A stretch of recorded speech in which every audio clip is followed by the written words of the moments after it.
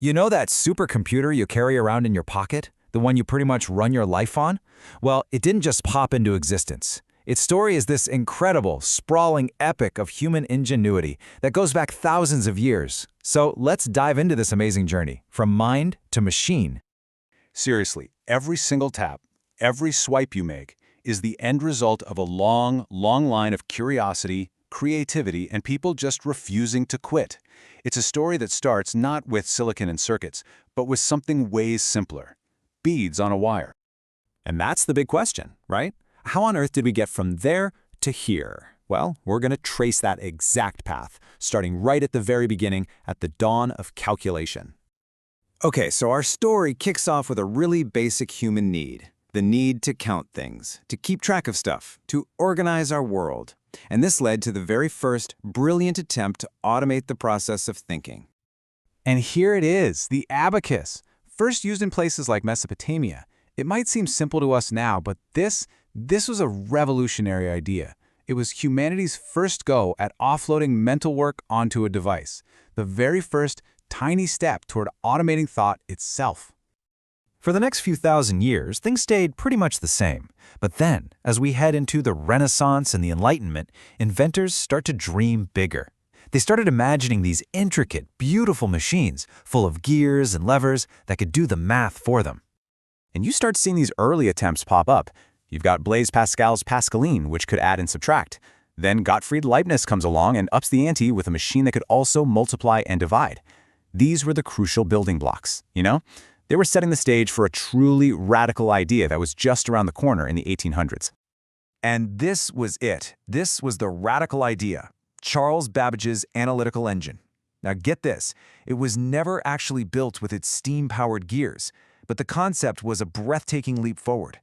For the very first time, someone had imagined the complete architecture that still defines our computers today: input, processing, memory, and output.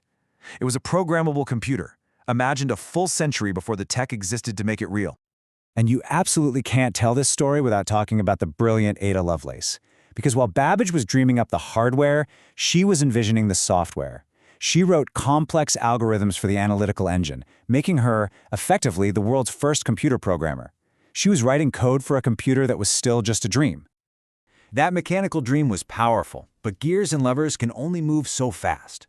The next great leap needed a new kind of power: electricity. This is where the story shifts from physical motion to the near-instantaneous flow of electrons, from gears to lightning. But before the first electronic computer was even built, the mathematician Alan Turing basically wrote the rulebook.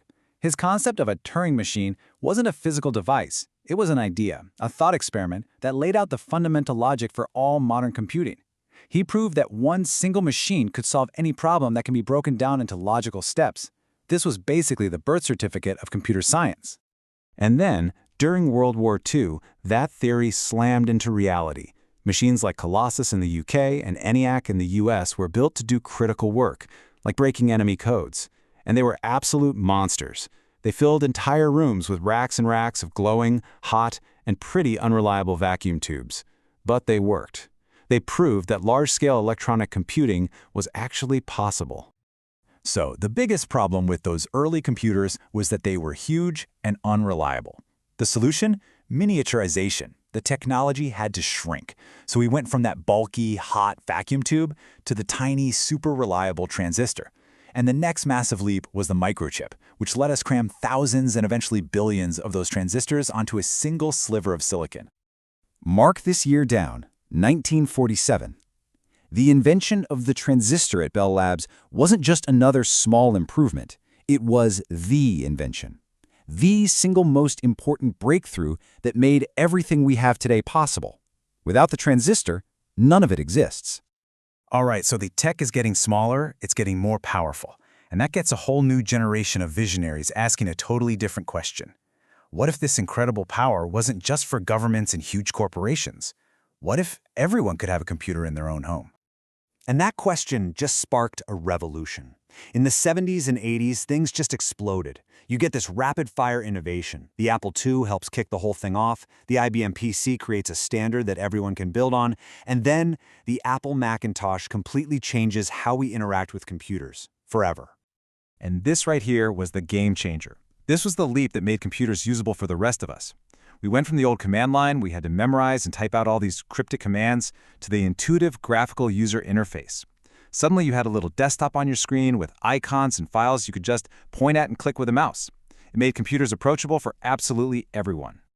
So just as these personal computers were becoming a common sight in homes and offices, the next massive shift arrived, the Internet. It connected all of these individual machines, transforming them from standalone tools for writing and calculating into portals to a global library of information and a new way for us all to communicate.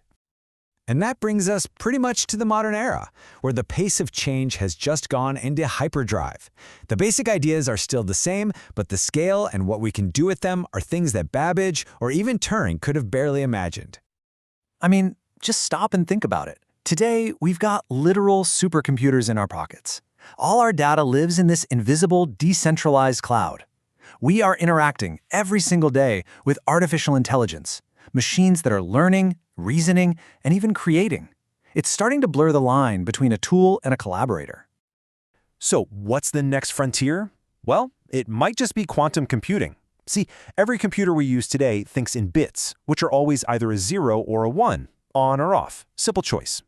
Quantum computers use qubits, which, thanks to the weirdness of quantum mechanics, can be a 0, a 1, or both at the same time.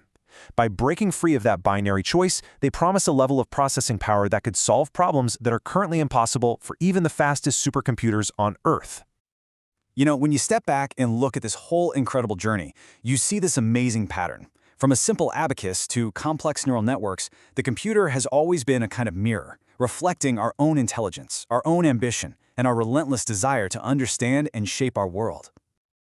Ultimately, this isn't just a story about machines and technology. It's our story.